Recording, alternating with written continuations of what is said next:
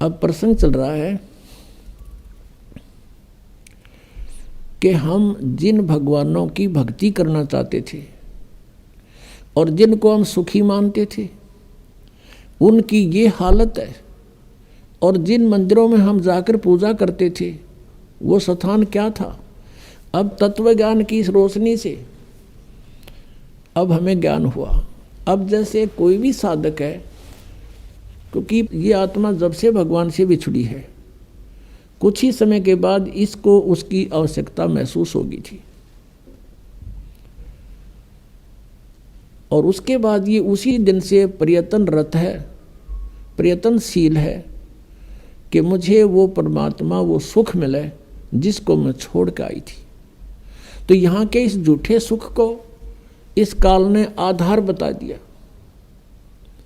कबीर साहब कहते हैं, झूठे सुख को सुख कहे ये मान रहा मन मोदे, ये सकल तबीना काल का भाई, कुछ मुख में कुछ गोद। ये झूठे सुख को सुख कहे। झूठा सुख क्या है? पुत्र हो जा, पुत्री होगी, एक कार हो, एक कोठी हो जा, और फिर कोई पोस्ट मिले, या तो कोई अधिकारी ऊंचा बन जाऊं, या फिर कोई एमएलए, एमपी, मंत्री, मुख्यमंत्री, प्रधानमंत्री बनूं, ये आशा रहती है। अब परमात्मा कहते हैं यहाँ 21 ब्रह्मांड में जिस तरीके से तू सुख ढूंढ रहा है, इस सुख नहीं है। और सुख भी कैसे होगा? जिन वस्तुओं को तू संग्रह करके प्राप्त करने की इच्छा से और संग्रह करता है वो सुखदायी नहीं है। निर्धन सोचता है धनवान सुखी, धनवान को सोपन में भी सुख नहीं है।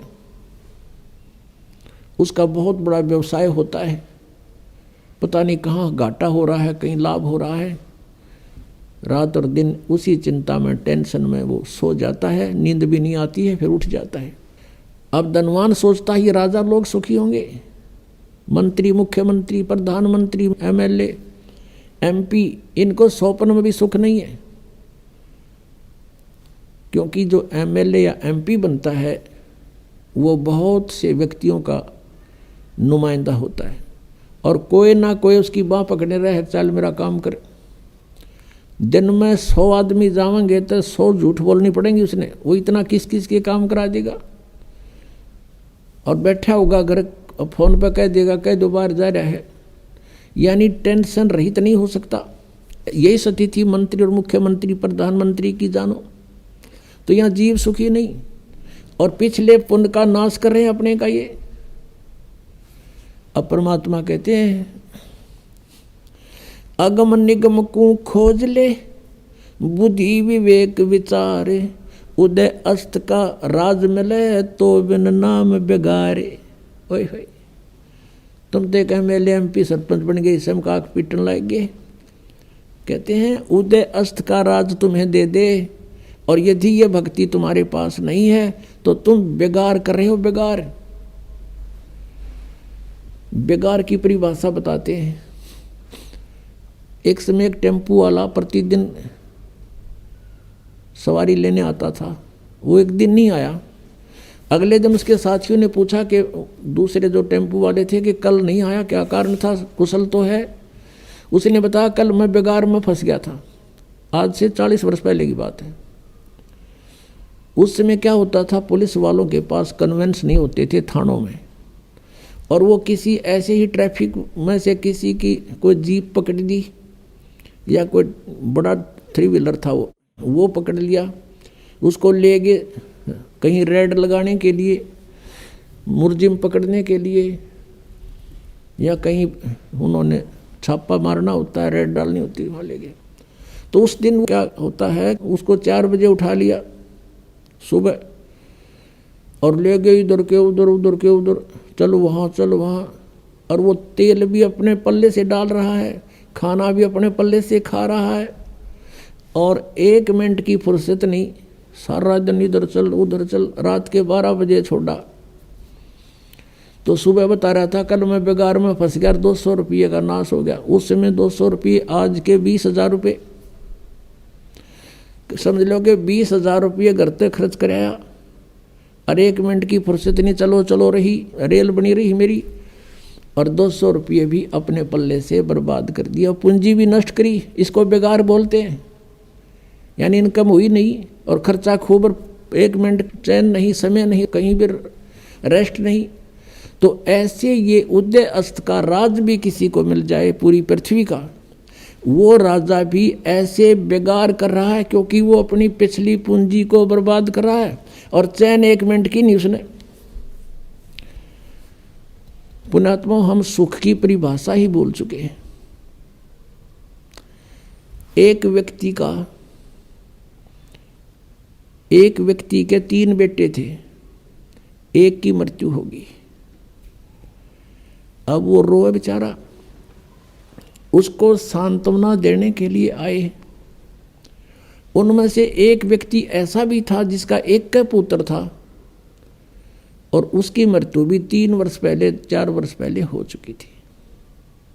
तो उन्होंने बताया, वो सांत्वना व्यक्त करने वालों ने, कि भाई अब कुछ नहीं बनने वाला, संतोष करो, देखो इसका इकलौता पुत्र था, वो भी मृत्यु को प्राप्त हो गया, इसने भी संतुष्टि कर ली, सब्र करो। उस व्यक्ति को जिसके 3 पुत्रों में से एक की मृत्यु हुई थी, राहत की सांस ली, रोना भी बंद कर दिया, और फिर क्या सोचता है कि हे भगवान, इससे तो मैं ही अच्छा हूँ, इससे तो मैं ही सुखी हूँ, मेरा तो 2 और बच गए हैं, इसका तो एक ही था और वही मृत्यु को प्राप्त हो गया। बताओ, इससे उसने क्या मिल गया? क्या वो लड़का जीवित हो गया? तो ऐसे हमने अपना इस सुख की परिभाषा बदलनी पड़ रही है मजबूरी में। एक व्यक्ति कह रहा था कि मेरी पुत्री का जन्म हुआ, जन्म होते ही उसके गुदा नहीं थी, बड़ा चिंतित हुआ, खाना पीना छूट गया, इतनी टेंशन पूछो मत। हम ले गए मेडिकल में, सरकारी हॉस्पिटल पीजीआई में, उन्होंने एडमिट कर ली लड़की, वहाँ देखा 4 केस और थे ऐसे ही, फिर मुझे संतुष्टि होगी, ओहो चलो ये और भी है ऐसे ही। बताओ उसकी लड़की का कौन सी गुदा लाएगी उनको देखने थे। तो ये हमने न्यू देख लिया, और दुखी है तो हमने कोई चिंता नहीं, हम भी दुखी हैं, तो वो दुख को सुख मान लिया। तो परमात्मा कहते हैं झूठे सुख को सुख कहे ये मान रहा मनमोद, और ये सकल चबीना काल का, और कुछ मुख में कुछ गोद। अब परमात्मा कहते हैं जहां तुम जिस लोक में और जिन स्वर्गों में तुम सुख खोजने चले हो, वहां सुख नहीं है। परमात्मा कहते हैं आगे गए ना बावड़े, रहते भी सब जान, बिन साहेब की बंदगी कहीं ठोर ठिकाना ना।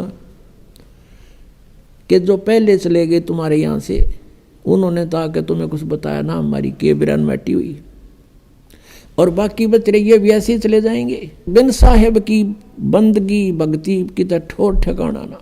क्या बताते परमात्मा? जैसे मोती ओस का ऐसी तेरी आवे, गरीब दास करो बंदगी भाई बहोर ना ऐसा दाव।